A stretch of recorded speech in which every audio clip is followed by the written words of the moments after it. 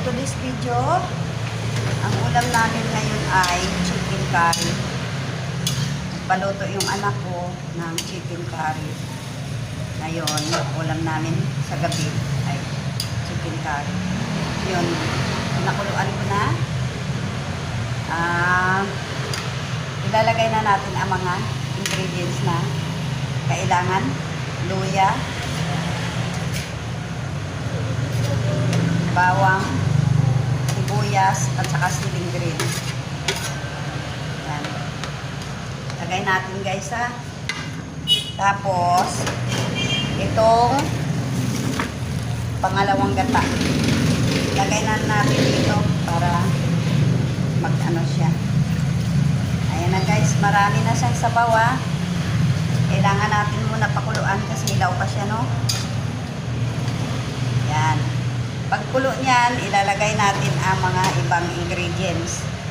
Kaya, istupan muna natin ito. Yan na, ilagay muna natin ang chicken, ay curry powder. Yan. Ito, at saka, guys, naglalagay ako oyster para medyo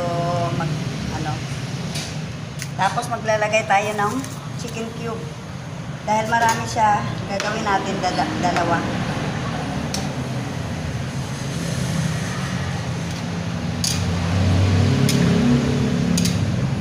Ayan.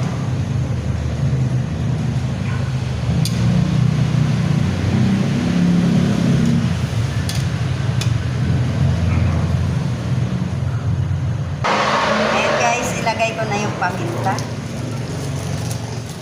Hindi na natin kailangan prituhin yung gulay kasi makain naman kaagad, kaya ilagay na natin yung gulay.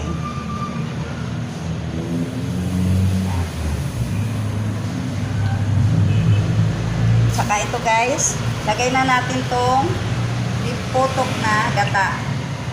Para antayin na lang natin siya maluto lahat. Yan. Yan na guys yung aking chicken curry. Antayin na lang natin maluto, ano? Yan natin guys ng pagkamatabang. Tapos, kunti lang suka para